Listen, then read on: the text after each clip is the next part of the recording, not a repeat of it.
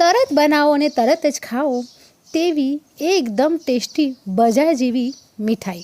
હા ફ્રેન્ડ્સ, આ મીઠાઈ ફક્ત ને ફક્ત 10થી 15 મિનિટમાં બની જશે અને આ હોળી ઉપર તરત જ તમે આ ટ્રાય કરશો અને જોઈને જ તમને બનાવવાનું જરૂર મન થશે. તો મીઠાઈ બનાવવા માટે સૌ પ્રથમ અહીં મેં 1 કપ જેટલું માપ રાખ્યું છે. તો 1 કપ જેટલું મેં મિલ્ક પાવડર લીધો છે. બજારમાં મિલ્ક પાવડર ઇઝીથી મળી જાય છે અને તેની કિંમત પણ વધારે હોતી નથી. અને તેમાં મેં ઘી એડ કર્યું છે. તો આપણે પૂરીનો લોટ બાંધતા હોઈએ તે પ્રકારનું આપણે મોણ નાખવાનું છે. તો હું થોડું ઘી નાખતી જાઉં છું અને આ મિલ્ક પાવડરને બધા જ પાવડરને ઘીનું મોણ મળી જાય તે રીતે આપણે એડ કરીશું. તો આમાં મેં 1 કપનું માપ રાખ્યું છે. તો તમે જોઈ શકો છો આ નાના કપમાં 3 થી 4 જેટલી ચમચી ઘીની જરૂર પડશે અને આ ઘી મેં ઓગાળીને એટલે કે ગરમ કરીને મેં લીધું છે. તો જો તમે થીજેલું ઘી લો તો મિનિમમ 2 થી 2.5 જેટલી ચમચીની જરૂર પડશે. તો અહીં મારે 1 કપ મિલ્ક પાવડરની પાછળ 1 નાનો કપ મારે ઘીની જરૂર પડી તેમ કહી શકાય. તો ફ્રેન્ડ્સ, આ મીઠાઈ ફટાફટ બની જાય છે અને નાના બાળકોને પણ ભાવશે અને કંઈક અલગ જ ખાવાનું મન હોય તો આ તહેવાર ઉપર જરૂરથી આ મીઠાઈ ટ્રાય કરજો.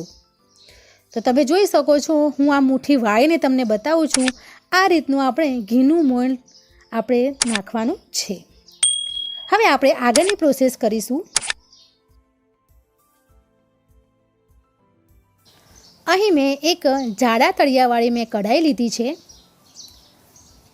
તેમાં જે કપ ભરીને આપણે મિલ્ક પાવડર એડ કર્યો હતો એ જ કપ ભરીને આપણે ખાંડ એડ કરવાની છે. હા ફ્રેન્ડ્સ, અહીં આપણે ચાસણી કરવાની છે જેથી કરીને આ માપ થોડું વધારે તમારે ધ્યાન રાખીને તમારે લેવાનું છે. તો તમે ધ્યાનથી આ ટ્રીક અને ટિપ્સ જોજો તો તમારી પરફેક્ટ તમારી મીઠાઈ બનશે. અને એ જ અડધો કપ ભરીને મેં પાણી લીધું છે.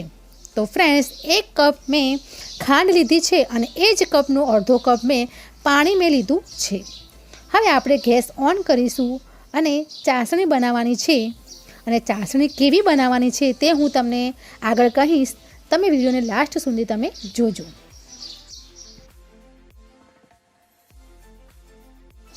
અમુક ટાઈમે કેવું થતું હોય છે કે તહેવારમાં એકના એક મીઠાઈ ખાઈને આપણે કંટાળી જતા હોય છે. નાના બાળકો તો શું, મોટા વડીલોને અને આપણને પણ કંઈક નવું જ ખાવાનું મન થતું હોય છે. તો આ મીઠાઈ થોડીક હટકે છે અને આપણે જે મીઠાઈ અને પેડાનો સ્વાદ આવે તે સેમ ટુ સેમ એ સ્વાદ આવશે. તો અહીં ચાસણી ઉકળી ગઈ છે તો હું ચેક કરું છું. ચેક ત્યાં સુધી કરવાની છે કે એક તાર બનવા આવે ત્યાં સુધી આ ચાસણીને આપણે ઉકાળવાની છે. હા ફ્રેન્ડ્સ, અને આ ચાસણીની અંદર મેં 2 ઇલાયચીનો પાવડર પણ મેં એડ કર્યો છે જેથી કરીને ખૂબ જ સરસ ફ્લેવર આવશે. આમાં તમે વેનીલા એસન્સ પણ નાખી શકો છો, ગુલાબજળના 2-3 ટીપા પણ નાખી શકો છો. હવે આ ચાસણી મેં જોયું તો મને થોડી ચીકણી લાગી હતી. તો મેં હવે જે આપણે મોણવાળો પાવડર એડ કર્યો હતો તે આપણે અંદર નાખી દઈશું અને ગેસનો ફ્લેમ થોડો આપણે ધીમો કરી દઈશું જેથી કરીને ફટાફટ ચોંટી ન જાય.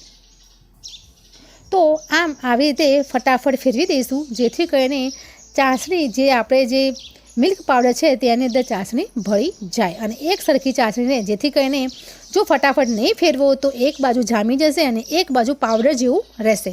તો ફ્રેન્ડ્સ, આનું પણ તમારે થોડું ધ્યાન રાખવાનું છે.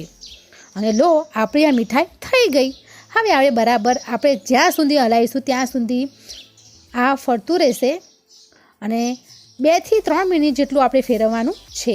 કેમ કે કઢાઈથી આ જે આપણે જે મિલ્ક પાવડરનું જે પ્રોસેસ કરેલી છે તે છૂટું ન પડી જાય ત્યાં સુધી આપણે ફેરવવાનું છે.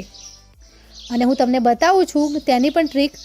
આ મેં ડીશ ઉપર મેં થોડું લીધું છે અને હું આંગળીની મદદથી થોડું જે મેં મિક્સર છે તેને હું આંગળીની મદદથી ફેરવું છું. તો જો મિક્સર મારે આંગળીને ચોંટી જાય તો હજુ ફેરવવાનું છે, પરંતુ એકદમ ગોળ લાડવા જેવું થઈ ગયું છે.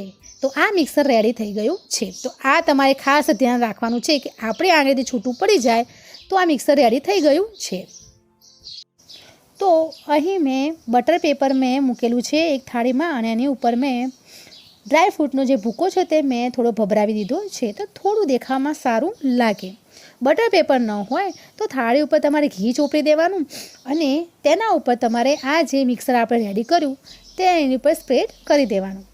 હવે આ મિક્સર હું ધીમેથી આ થાળીમાં એટલે બટર પેપરમાં હું પાથરી દઈશ.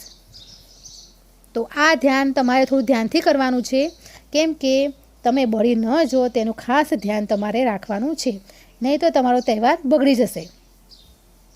તો આ રેડી થઈ ગઈ છે આપણી મીઠાઈ. હવે આને આપણે થોડું સેટ થવા દઈશું, કેમ કે થોડું લિક્વિડ ફોર્મમાં છે તો તેને ઠરવા દઈશું.